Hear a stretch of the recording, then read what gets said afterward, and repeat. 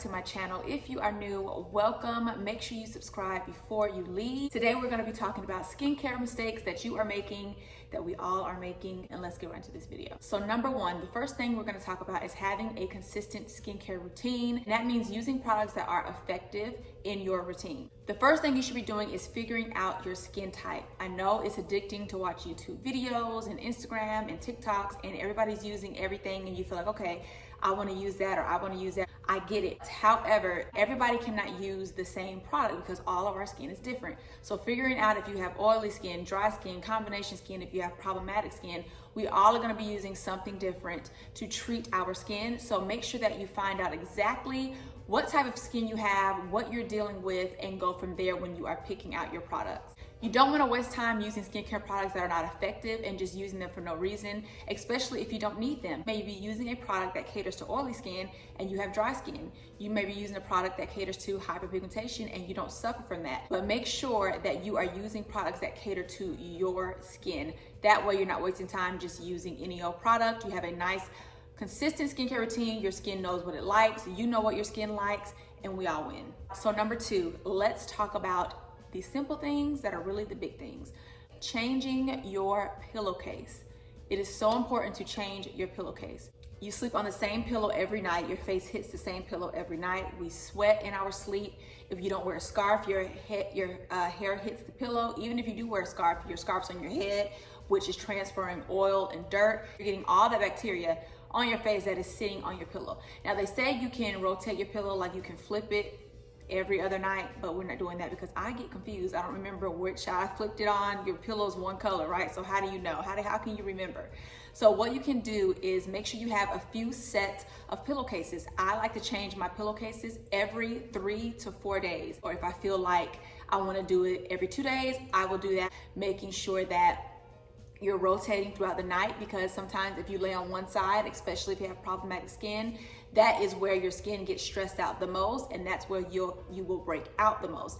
For me, I lay on my right side a lot, and that's where I have most of my hyperpigmentation and acne scarring on that side, because that's where I sleep. So make sure you try to rotate throughout the night, and make sure you are changing out your pillowcases to clean ones every 3 to 4 days. The third thing is your phone. I know everybody says this, but it is so true. Clean your phone frequently. Yes, I use AirPods. Yes, I use speakerphone too, but you should be cleaning your phone screen because you're touching your phone. And when you touch your phone, if you touch your face, you're transferring that bacteria to your face. The screen of our phone is disgusting. So make sure you are wiping your phone down, especially if you're out and about. You're on your phone, you get ready, you sit down for lunch, you take your phone, you put it face down on the table, which I've seen so many people do that, or even if you put it face up, it's still collecting dust and debris just like your skin does throughout the day. Make sure you are cleaning your phones frequently. What I like to do is keep some sanitary wipes on me and make sure I'm just wiping my phone down really quick. I like to take my whole case off and wipe my phone down completely, especially if I'm in the bed. If I can't sleep at night, I'll watch YouTube videos or something. If I want to put my phone, I would not put my phone in the bed if it's not clean, like putting it on your sheets. All that stuff transfers over. If you're trying to sit your phone up to watch a video and you've been out all day and then you take your phone and then you put it on your bed, all that transfer over. So I either use sanitary wipes or I'll take some rubbing alcohol, put it on a paper towel, wipe my phone down and keep it moving. Keep your phone off of your face. Try to get AirPods, headphones, again, speakerphone if it's appropriate. If I see my kids with their phone on their face, I'm like, take your phone off your face, because it's so much bacteria that lives there and transfers over to your face. So that is really important, is to make sure you are cleaning your phone. Number 4, keep your hands out of your face. We have so many germs on our hands. Yes, we sanitize and wash our hands throughout the day, but we're also touching stuff throughout the day. So keep your hands out of your face. If you're struggling with a breakout, don't go and be like, oh my God, what's going on, and touching it. So many people have been like, oh my God, I'm breaking out, and what do I do? And they touch their face while they're telling me like where they're breaking out, and I'm like cringing, because you should not be touching your face. Only time you should be touching your face is if you are getting ready to wash your face and you are applying products, and then again, of course, your hands will be clean because we're washing our hands before we put them on our face. So try to refrain from touching your face. Number 5, sleep. It is so important to make sure you're getting enough sleep. It affects our skin. It affects our anxiety levels. We need to be getting the rest that we need, you guys. You want to age gracefully because it is inevitable. We are all going to be aging, but we want to make sure we're doing it in a nice, slow way, in a nice slow pace. Do not speed the process up. So make sure you guys are getting rest. Skin cells turn over while we're sleeping, you guys. So it is important to get your sleep, let your skin refresh and rejuvenate while you are sleeping.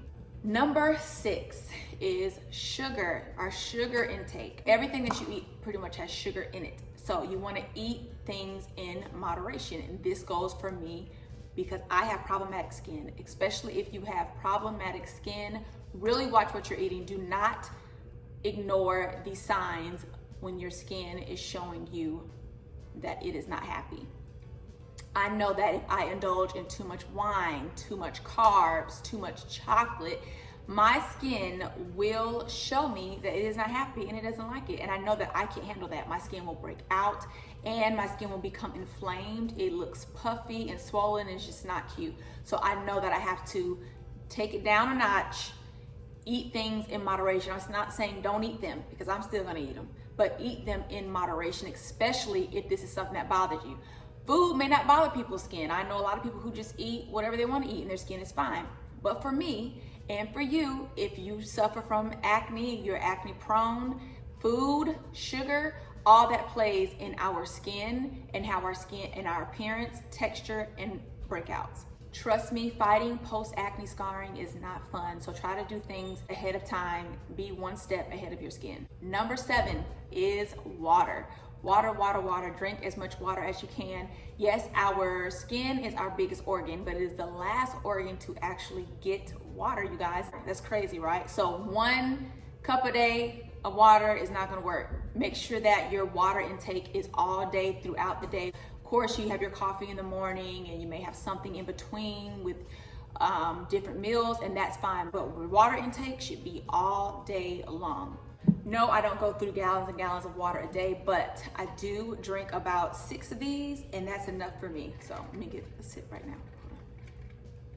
Number 8, makeup. Keep the makeup to a minimum. It is okay to wear makeup. I'm not saying don't wear makeup. I have makeup on right now, but keep it to a minimum. Don't wear it as much throughout the week if you don't have to, because our skin cannot breathe if it's suffocated with makeup all day. If you're acne prone, going back to this, acne does not like oxygen. When your skin is breathing, your skin is able to rejuvenate and your skin is able to heal. If you're piling on makeup every day, your skin cannot breathe. Therefore, the bacteria is just creating and building, and the dirt and debris, it's like pretty much just getting stuck, wrapped up in your makeup, which is creating bacteria because your face is collecting moisture and it's sweating, and you're sweating, but then you're bringing the makeup in at the same time, and that is not good, especially if you are oily girl. That is just something you want to really try to stay away from. Again, pick your days when you want to wear your makeup.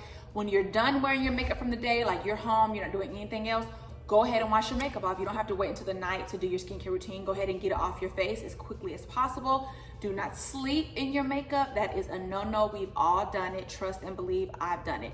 It is a no-no, and your skin will react to you sleeping in your makeup. And I know it's hard, speaking for myself, if you have blemishes, hyperpigmentation, if you have a breakout, a stubborn breakout, and you want to cover it up, especially if you have somewhere to go, you want to put makeup on, and I totally understand that. Try to bite the bullet, do your skincare routine, an effective skincare routine, and lay off the makeup, you guys. I promise you, you will see a big difference. Try to switch over to tinted moisturizers, or I like to use Glow Drop, something that's gonna benefit your skin more than wreak havoc on your skin. And this brings us to number 9, keep your makeup brushes clean and your skincare tools, such as the Jade rollers and your, I think they're called Gusha tools. Bacteria builds in our makeup brushes over time.